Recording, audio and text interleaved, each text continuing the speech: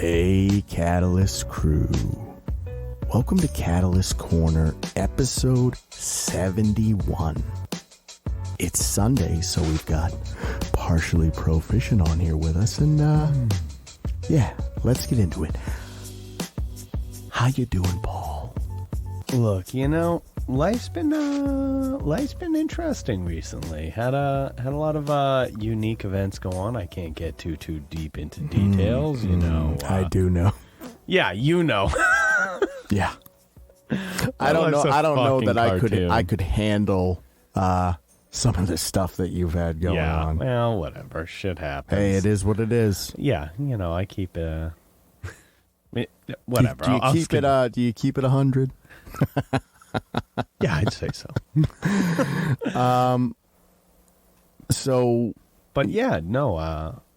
You know what I've been up to recently. I do. So you've been hanging out with me. Yeah, we got to spend the weekend together, actually. Yeah, romantically. Yeah, of course. It was an entanglement, I like to call it. No. So obviously the Granite State Comic Con was this past weekend, and what's kind of funny before we kind of get into that whole segment is that at Catalyst we make everything. There's no outsourcing, like obviously I'm not stitching the shirts together, but like sure. We do the designs, we print them, we press them, we laser etch the coasters, we cut the stickers, like the whole, we do the art prints all in house. Right. There's no outsourcing of anything. And all us all the time. Yeah. And what was kind of funny is I underestimated how easy it is to turn making T-shirts into a sweatshop. Yeah, I've been accusing you of a sweatshop. Yeah, I started for a long time. Like the first 10 I was okay. Yeah. But like by the 50th one I was in my underwear, like I'm just like sweating. Just fucking Oh yeah. Like running around the basement. Yeah, there's just like random people I don't know gambling like in the corner. I'm chain smoking cigarettes, like it was crazy. Good. The foreman, like anytime we're slowing down, opens the door and is like, "Let's go." Yeah, I'll take your eye. Like, it's got to take one of your eyes. Yeah, I need them to see. Yeah, you got to move then. You got to get the shirts. But yeah, going. no. So we had the Granite State Con this weekend. It was a three-day con. Yeah, it was a great time. I mean, it's really awesome to see the cosplay. Yeah, yeah, I really love seeing all the different there stuff were some people come up with. Incredible costumes. We saw some Scorpions, some Sub-Zeros. There's a lot of MK. Yeah, I saw a Scarlet. I thought that was really cool. Quite a bit of the Demon Slayer cosplays, a ton of Demon cool. Slayer. Yep, which is awesome. I like a Tanjiro. Come on. We had the 501st, and there was also the Ghostbuster group that was there. Yeah, those guys do a great job. Yeah, really cool stuff. Some of those guys are like really tall, ridiculous. Too. Yeah, I know. Yeah, there's a lot of big, like huge people there. A little bit intimidating. But no, I mean, and you know what the best part is, though, why I love doing cons so much is we get to meet you guys, and like it's so awesome to be able to just talk pop culture with you, and seriously. And for me personally, I know for you as well, like people seem to really dig the art.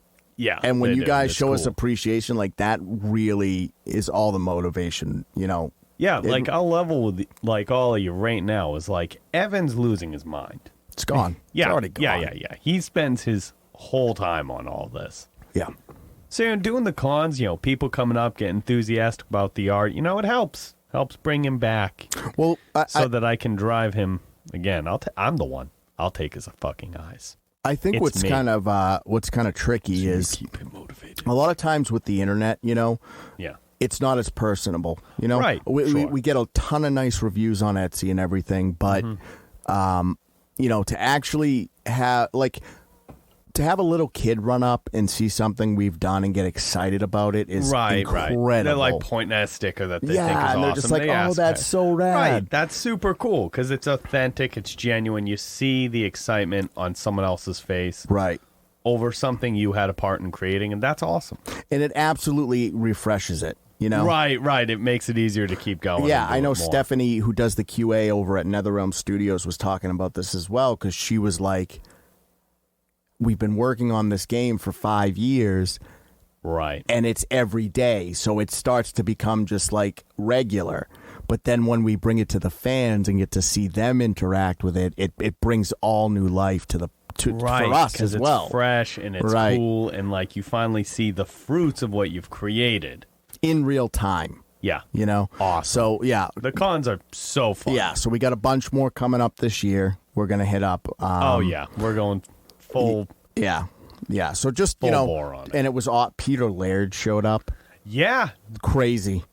I mean, one of the co-creators of TMNT. Yeah. The line to see him was hours long. Oh, it was crazy. Hey, all the power to the people at Dedication to stand in that. I looked at the side of one dude's face who was in front of our booth in line for like an hour and a half. That's very true. How about that little dog? There was a little bulldog waiting in line. French bulldog. Very cute. Yeah, very well behaved. I want to give a shout out to Your Childhood is Trash's podcast. So we met Mike and Nick over there, and they got a podcast called Your Childhood Was Trash, where they cover kind of pop culture and talk about, if you were left out of a certain, say, D&D or Batman or something, your childhood was trash. So we hope to be, speaking with them some more. Very sure. Cool. But just wanted to, it was really nice meeting them.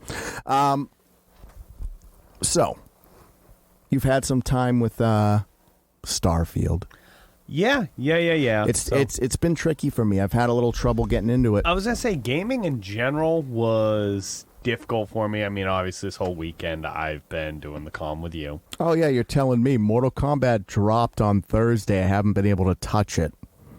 I haven't even turned it on. I know. It's driving me insane. Yeah, we'll talk about both games. It's like an unwrapped present.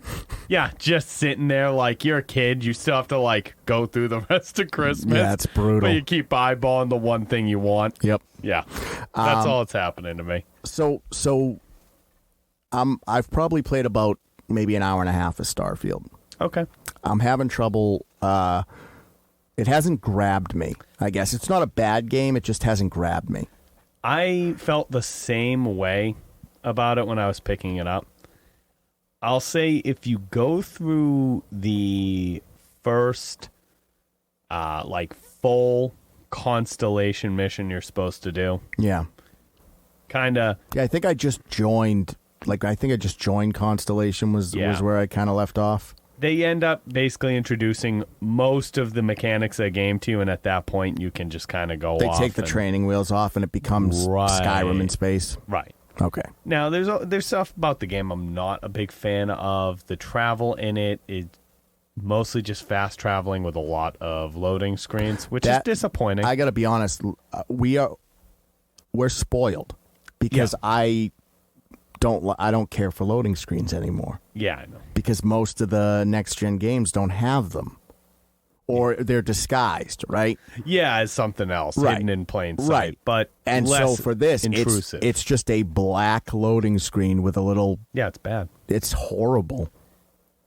Like, just have an animation jarring. of the ship or something and let me move around the captain's bay. Anything. Anything. So, it's a little strange. There's definitely stuff you have to get past. The game has hooked me. It's got you. Yeah. Okay. So I did all that. I got past the little intro, and then I just started running off and doing my own thing, and I'm enjoying it a lot. Cool. Yeah, I'm picking up all sorts of little random story threads, following those as far as they go. Yeah. It is very Skyrim in that sense. One mechanic that I think carries the game is the ship combat and boarding enemy ships. That's a cool feature. That's so cool to me. You disable like some enemy. You get to be Han Solo. Big cruiser ship. How could you not want to do that? You go in. I pull out my little knife and my close quarters weapons and clear an enemy ship, and I just steal it. Does it feel like a? It feels fantastic. Does it feel like a next gen game though? Because to me, honestly, even taking question. the loading out of it, and I know they upgraded to creative too, it doesn't feel like a next gen game The shooting is clean, right? but overall, gunplay's nice. Overall, if you told me that was on, what is a next gen game though, in your opinion, outside of appearances? So I would say probably anything with fast loading. Okay. Right, or no loading is really that's a big one for me, and then like because it's all got to be performance, gameplay, and looks, right? Are your three primary categories? Sure. So it's got to be 60 frames, which it doesn't have. Okay. It has to have little to no loading. So like there are a couple of like I'd call those both performance things. Sure, it's more performance because the graphics are the graphics at the end of the day. I think the gameplay and the graphics are next level or next gen level, I should say. Okay. But I agree with you. The performance is what's failing the game. Yeah. And it. I mean, in Ratchet and Clank, I'll play a bit of a devil's advocate for this because I don't think the game should have shipped this way. I think they should have continued to work on it and hopefully have gotten rid of the loading screens. Yeah, but you know what the problem is? Mm-hmm. They have to start working on Elder Scrolls. And they will. Well, they are now, but if you're still working on Skyrim, your A team can't work on Elder Scrolls, and you have to ship it before the next generation of consoles. Yeah, so here's the thing. They're going to let fans fix it. But that's what they do with every game. Yeah, right. Yes, exactly. Right, but that's the thing what makes it a Bethesda game to an extent. The thing is, and I'm a little softer on it because it was on Game Pass. Right. But if I spent $70 for this game... Oh, yeah, I'd be mad. I would be furious. Yeah, I'm playing on Games Pass, so it's free for me, so that definitely softens the blow of, like, the performance issues. But I'm going to re-download it on computer once the mod scene gets really up and going, and as soon as there's, like, a no-loading mod or, a handful of, like, performance upgrades, I think that's, like, a really, really strong game. I think the things that I'm going to need it to do to really get me to play it through are no loading. Yep. Being able to travel to destinations in your ship a la No Man's Sky. Yep. And they need to do something better with the world generators. Like, instead of just being these barren planets, I need some life in them. There's definitely going to be stuff that's put in by the community for I think the community can fix all of those things. Yeah. Look at what Skyrim can be today. Oh, it's crazy. Right. What the community's put out for it. All that's going to come to this as well. Right. It's just that. And I think this is going to be the space game, the sci-fi game for the next 10 years. For sure. After all that comes through. You know what it is I just think I see a lot of the YouTubers and game critics that are kind of around my age and stuff, and we're basically kids when Skyrim came out and stuff, Sure. And they almost feel disappointed because they thought they were getting another Skyrim. And to me, and we've covered this before, Skyrim was incredibly revolutionary for what it was. A lot of kids had never played the other Elder Scroll games. This was their first dive into like a real living open world game. Yep. And I think they thought they were gonna get that same kind of feeling out of Starfield, and it's impossible. Like a same leap forward in technology. It's impossible. Yeah. It definitely isn't that, but I will say there's a lot about it that I enjoy more than Skyrim. Well, yeah, Skyrim's old. Yeah. No, I will say it's got the cleanest gunplay Bethesda's ever done. I think a lot of the underlying systems in the game are really fun. I think the lock picking or security in this is decent. Minigame for persuasion is pretty fun. I like how they have automatic successes that you can get for both tasks. Yeah. It's a fun game. It needs a little bit more polish. Bethesda's not going to be the ones to do it. No. I think that's just sort of on brand. And if you knew what to expect, I think this is just a problem with expectations. People should have looked at Bethesda, looked at their track record, look how they handled their game. But it happened with Cyberpunk too. What ends up happening is the hype train becomes this beast.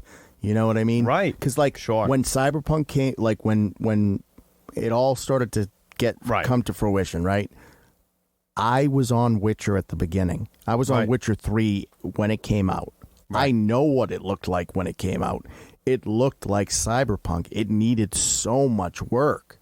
Right. And CD Projekt Red let it cook for another year. Now, CD Projekt Red fixes their own shit. Right. But it's very akin to what happens with Bethesda, except it's community-driven. To be fair, I mean, I would say in CD Projekt Red's cases, the bugs that they usually have are more game-breaking. Yeah. They're usually much more egregious. With your typical Bethesda game, now you will get game-breaking bugs in Bethesda games and exploits and all sorts of that, all the typical nonsense. But I think in general, the things that you need the community to fix are much smaller. Well, it's my own personal opinion. Yeah. I'm enjoying it. Yeah. You know. Yeah. It's going to be one I'm going to let cook for a while. Yeah. And then once it's done cooking, hopefully I'll get Mortal Kombat out of my system. Get past the intro to the game and then I can I can dive back in. Speaking of MK, it's pissing me off that I haven't played it. So I got to this morning was the first time I got to dive in. Okay. And I played a couple hours now. Right. And the gameplay is great, very tight, which is Awesome. what you expect from NetherRealm. Yeah, it is. The story mode is just, it's okay. Here's what it seems like to me. Okay. It seems like they got halfway through an Injustice game. They got a half-cooked Injustice 3, and then the parent company said, fuck you, make Mortal Kombat. Yeah, we want a Mortal Kombat game. Right. We got a movie coming out. The DCEU is failing. Make a Mortal Kombat game. And so they, in panic mode, had, and again, just took the bones of what they had. Right, and that's not to shit on this game, because if that's the case, it makes it even more impressive. What they managed. Because of how clean it is, right? Okay. There are some bugs. There are some issues with the sound. Really? Yeah, like I'll be doing a fight and it'll cut out. Okay. And they're aware of it. They're working on a fix. The invasion mode is a bit grindy. Okay. You know? I like it in concept. You know, I think it's very cool that every 6 weeks there's a new big bad that comes in, and there are all these cool different skins for your characters, and that to me is really cool. I like that you only have to do one fight, so it's not a full match. It's not best out of 3. It's one fight. It's one round. Right, one round. Move on. Good. Except for the bosses. The bosses are a full fight. Yeah, or even 3 sometimes. Oh. Right. So that I'm okay with that. I don't like that every fucking fight the enemies have super armor. Oh yeah, there will be things you don't like. Okay. In it. Yeah, that sounds frustrating. But I will say overall, it hasn't felt like it feels like a grind, but it doesn't feel like a slog. Good. So I'm still okay with it. Right. You know what I mean? Super abusive. My notes on it though is I think the environments are pretty. So I don't understand why it's isometric. It should be much closer. You should be able to just go in a third person view and be able to see the environments. Okay. You can zoom in a little bit, but I want to look at what you guys did. And you can't really do that. So to me that's kind of a misstep. Right. What's very strange, so I know we've talked about the combat packs and everything, right? Mm-hmm. And obviously the first one has Ermac and Quan Chi. Badass. Yeah, come on. But I'm playing through the story, right? And I won't give you any spoilers or anything, but it feels like they were not supposed to be DLC. They were supposed to just be characters. Yeah, they're supposed to be in the roster and didn't make time frame. They're in the story mode, right? Okay. There are fights in the story mode against them. Oh, you fight them? Yes. So, their moves and everything are... And here's the thing, right? Or, their in-game character models, everything's all there. Everything's done. Here's the thing. Here's the thing that's crazy. In Mortal Kombat 11, they had Sector and Cyrax, right? They had a move set you fought against them. Right, it pissed everyone off because they were never there. They were never DLC. There was never any intention to go further with that, right? Right. But with Ermac and Quan Chi, the fact that you've announced them as DLC and then we're sitting here going I'm like, so they're going to come out tomorrow or what? Right. When like, we, yeah. Like you're not going to stretch this out. You're going to stretch this out for 6 months. Like that's insane. Right. They should have been in the game. So that they must have ran out of time. That's the only thing I can think of. They don't feel like DLC characters, I guess is what I'm trying to say. They feel like they were roster characters who were cut. And now they're just adding them back in and saying, all right, well, especially because they're in the story. Like it's not like Sector and Cyrax were in it for a minute, but like they're part of the story. Interesting. So, and then the other note I'll give you is just that. Well, going off the other DLC characters, again, I think it supports what you're saying before about this looking like an Injustice game. Yeah. Was it 3 out of the 6 are superheroes, basically? Are superheroes, yeah. You have Peacemaker, Omni-Man, and Homelander. Homelander, yeah. Thank you. Yeah, so I mean, I don't know. Definitely looks like this wasn't what they were intending to make. If that's the case, that's kind of tragic. Yeah, it's a shame. Because I'll be honest, I like the Injustice games too. They're good. Sure, right. One thing that they did this in the last game too, and I think it needs to stop. Okay. Is getting guests like celebrity. Yeah, to do characters. Megan Fox, she's a beautiful woman. She's a good actress. She sucks at doing voice acting. I heard her voice. The voice for Natara is not great. If they paid her money, which they did. Yeah, she was paid to do this. I would be furious. Because it's that bad. It's awful. It is. It takes you out of it. She's a vampire woman. She doesn't feel like a vampire woman anytime she opens her mouth. Interesting. It's terrible. Okay. It's. I thought that Sonya as Ronda Rousey as Sonya was bad. Yeah. This is next level. This is even worse. I think so. Wow. Yeah, that's upsetting. I really would prefer that they stop doing that. Yeah. I know it's like a marketing strategy or something. But right. They can run a commercial and attach this celebrity to it and maybe but I think bring in people who wouldn't have been into the franchise. Like maybe. Because I'm not buying the game because of a celebrity. You know what I mean? I think the idea is just that some people might. Yeah, but it's really bad. She's really, really bad at voice acting. What a shame. Yep. So that and Natara is such a cool character. So to have her sound like that. Well, Natara's Natara. But. All right. Let's talk. Let's stay on the topic of video games a little bit. Okay. All right. A little bit of drama. What are you thinking? Have you heard about Unity? Unity. Give you a little Rick James. Yeah. So, I have. It's So for those of you who don't know, wild. Unity is a game engine very akin to Unreal. Yep. It's probably one super of the popular. Yeah, nowadays. I would say it's Unreal and Unity are kind of the big two. Unity tends to be used a lot for non-first-person shooter type games. It gets a lot of use in like your mobile game market. I would say it's more geared towards your indie market as well. Yep. Like Unreal, you get a lot of AAA titles using Unreal. Yeah, exactly. But Unity came out with a new pricing structure. Yeah, so just to be clear, the way that these engines work is you generally don't pay an upfront fee for the engine. Right. But you pay based on the amount of copies of... Well, the way they phrase it is the amount of licenses you sell. Okay. So basically the amount of copies of games that get sold, right? They get a cut of the games. Right. And that's generally how it works with Unreal 2, is they get a percentage of sure, the games.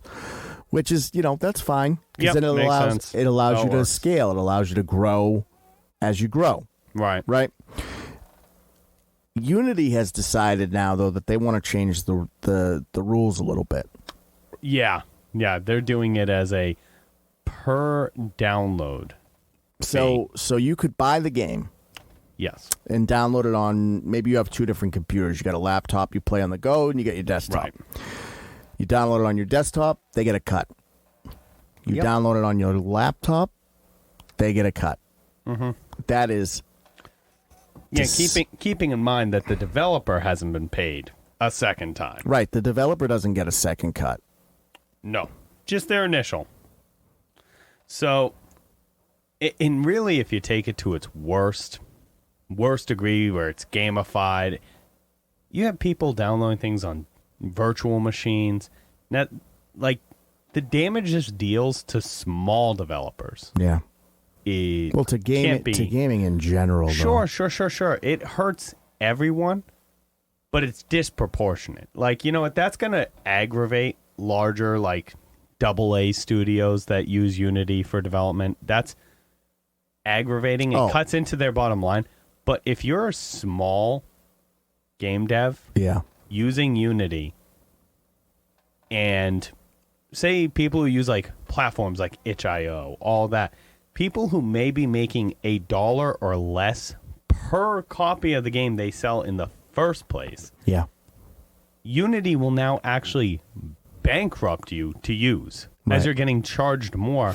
Oh, everyone's just going to move to Unreal. Yeah, it's an insane move. It's like one of the greediest decisions. It's that, you know what it is it just seems like these people, these corporations are so out of touch. It's the same thing that happened with D&D when they tried to revoke the license. Now, how deep have you dove into all the Unity shit? So I was doing a deep dive like yesterday. Not really super deep. Involved. I know. I think this came about because they're what do they have, like a new CEO that used to work for EA or something? Yeah. He was actually fired. He was too greedy for EA. Yeah. Too greedy for EA. That's insane. Now, there was a great channel on YouTube, I believe it's called Upper Echelon, that did a video on it. And I watched little bits and pieces from throughout. Yeah. I'm not going to remember anyone's names because they're all like corporate suits and I don't care to remember any names. No, you don't, they're part of the simulation. But, yeah, let me lay it out for you. Yeah, hit me. The old boy that we're talking about, the one who made this decision. Yeah. One of his, he's on record. During his time at EA, he was talking about, if you have a guy, he's been playing Battlefield or Call of Duty or whatever it is for the past 6 hours, and he gets a pop-up, hey, we need to charge you $1 to reload. He's not, worried about the cost at that time. That guy should be banished. Yeah, you need to pay $1 to reload. I know we don't banish people, but we should probably banish that guy. Bring back banishment. Yep, he needs to be banished to the wastes. Yeah, yep. What a horrible human being. Yeah, so that's exactly the kind of person we're dealing with, and now he's involved with Unity and all this going on. Get this as well. Just before the announcement, he sold off a ton of his Unity stock. Of course he did, because he knew what was going to happen. Yeah. He knew exactly the effect his announcement was going to have. If I was, which sounds like insider trading to me, but what do I know? Yeah, I was going to say if I was the FCC, I would probably look into what is he going to buy it back now that it's crashed, and then renege on the I don't know idea of it, and the stock goes back up. Because that, to me, is insider trading. It's all insider trading, but the FTC really has to have a handle on these guys. Oh, yeah. We need to start holding these pieces of shit accountable. Yeah, I know. Instead of just giving them $1,000 fine that they made no 100 times that with their bullshit anyways, if not more. The fines need to scale based on the crime. And the net worth of the individual. Right. Because hitting someone, the way they do it in the Netherlands is it's based on your yearly, a speeding ticket is based on your yearly income. Really? So it's say it's 3% of your yearly income or so, whatever it is, whatever the number is. Right. So for you and me, it still hurts. Well, yeah, that's but it's 3%. But it's it hurts whatever it is, just as bad it for hurts, the billionaire. Exactly, it hurts just as bad for the billionaire. And right That's now, good. the way the system is, though, is it doesn't. I like that a lot. Like a speeding ticket for a billionaire in the United States is nothing. Yeah, they don't care. But if it was scaled, it would. Good. Yeah, so and to keep going it, because this is actually a deeper rabbit hole than I gave it credit for. Oh, wow. So it's like Ironworks or Steelworks was this other company that they had recently merged with Unity. Yep. And as a part of that merger, they brought on a couple of other execs from that company. If you never heard of them, they're that Ironworks or Steelworks. It's Ironworks, I think. Ironworks, thank you. They're basically a app monetization like Joy Tap or whatever. Company. Right. So they recently brought on a couple of their execs onto the board and everything after they acquired them. Those people also sold out their stock, and we're only recently hearing about that just before the announcement. A little strange. Now, get this. It goes further. Yep. Because Ironworks had a competitor company, Game Time, whatever. I don't know the name. The point is, it's just a fairly popular service to use for monetizing, like mobile games, all that, games that use Unity. Right, but I'm sure a lot of us have played mobile games, and they're the most toxic. Sure. But here's where I'm going with it. Get this. If you now use the Ironworks service instead, you get a waiver that means you don't have to get the Unity charges. Yeah. So you're basically trying to kill one of their competitor services, at the same time with all this. So you have the insider trading. You have... Trying to monopolize the industry. Yeah, trying to crush their competitor and monopolize the industry. And, stifling small devs and, worsening the market for gamers in general. Yeah, Unity is fucking terrible now. Yeah, it's really disheartening because it seems like it crosses industries as well. Like it's not just video games and software, it's movies and copyright and everything. And everything it's just like is trying to be more monetized. Everything's trying to be more monetized, and as a result, they gatekeep much heavier.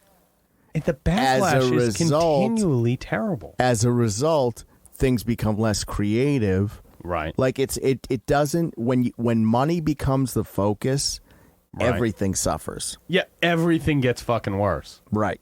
It's crazy. Money should always just be a byproduct. Right. You shouldn't be in the games industry unless you love games. Right. And it's simple, to a degree, but that's the way it is. To a degree, you and I may be a little hypocritical because even going to a con and making things that are in, right? But that being said, it's usually shit we like. I was going to say, I don't think there was anything that we sold yesterday that I'm not into. Right. Yeah.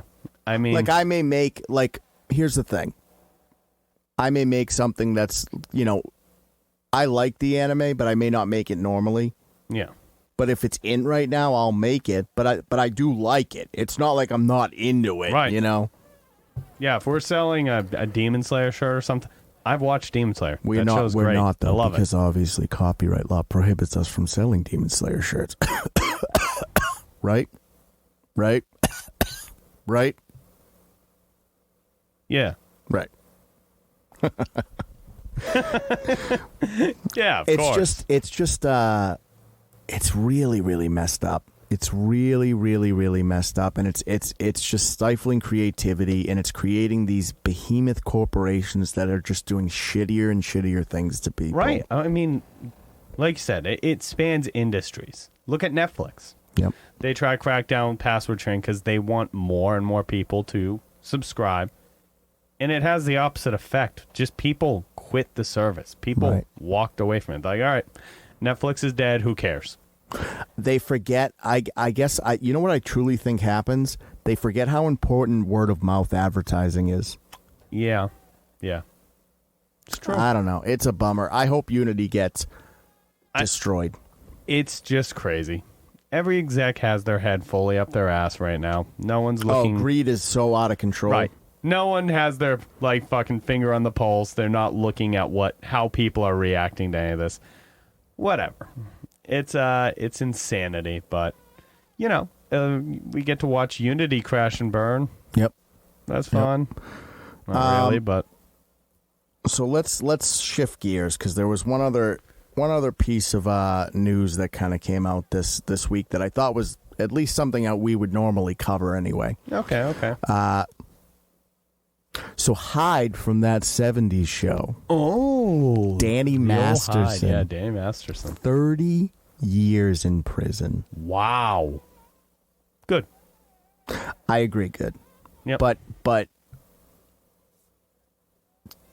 do you know how egregious you have to be? He's a Scientologist. Yeah. And Scientology has great lawyers. Yeah, they sure do.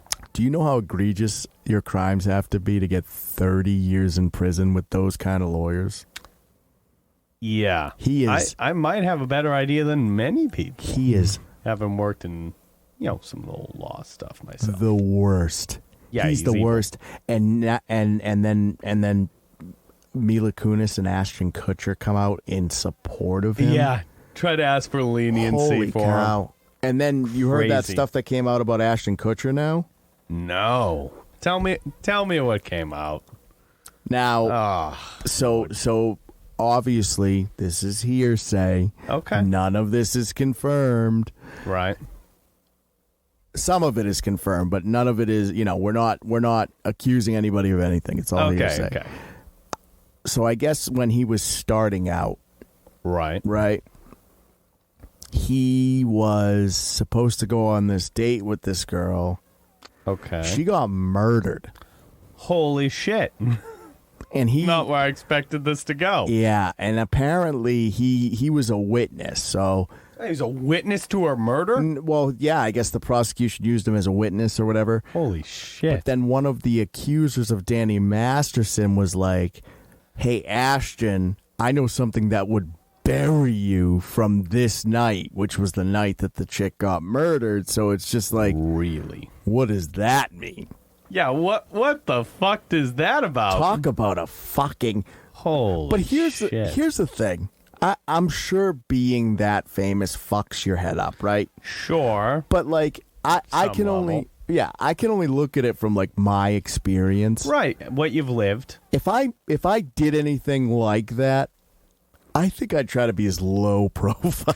Yeah, as you would be possible, like, you know what, maybe I should stop this celebrity thing. Yeah. So he so if they, I've got like a potential murder under I my know, belt. crazy. So they came out, they wrote the article. Mm-hmm. And I don't know if you know this either. Ashton Kutcher was a board member of a company that tried to stop child I sex knew trafficking. And it's just like, you're going to come out in support of a convicted Rapist. a serial rapist. Yeah.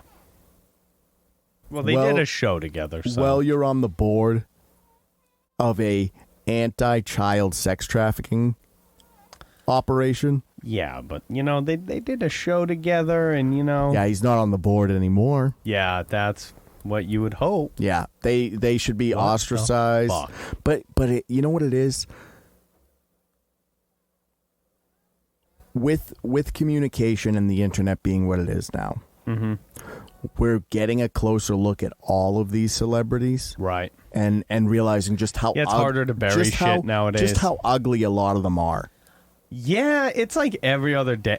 And like, look, not to fall into a tabloid type shit, but it is every day you have some celebrity just go out and either do some truly irredeemable shit, or they'll pop off about how they don't give a fuck about any of the people who put them where they are. Or even the shit like what Oprah and The Rock were doing in Maui. Like, what the fuck? It's bizarre. It's bizarre. I mean, I think the elite of America, at the very least, has reached this point where they truly feel untouchable. Yeah, it's Above they don't. consequence. I'll tell you one thing: they don't feel like people to me. No. They don't think they have to abide by the same rules, the same laws. And to be honest, I mean, a big reason they feel away is that in a lot of cases it's true. It's a shame. It's just crazy because, like, I don't know how you lose common decency. If you had it. I know some people just never had it to begin with. If you were raised with, like, good parents, you're, like, taught to be a good person. For sure. But I don't know how you outright lose that just common gets decency. Hammered out of your head by what? Doing a show? By being a celebrity, having money? What is it? Right. That just disconnects the world has given you unabashed love. Right. And in return, you've become a monster. I mean, especially if you look in the case of like an Ashton Kutcher and like Mila Kunis, all that. Because, look, whatever comes out about them, you know, is going to change how they're looked at completely. Yeah. But for a long time, they were looked at as like, wow, this is the gold standard for celebrities. Like I said, Ashton Kutcher being on the board for an anti-child trafficking. Yeah, like really trying to do good shit. Right. A lot of times when you heard them get talked about, it was just as an example of, look at this, celebrities using their influence and money to do the right thing. Right. All the other celebrities should strive to be like this. So, like, and now... The problem is, this change? is the problem. I understand if they were friends with Dany, wanting to be there for your friend. Right.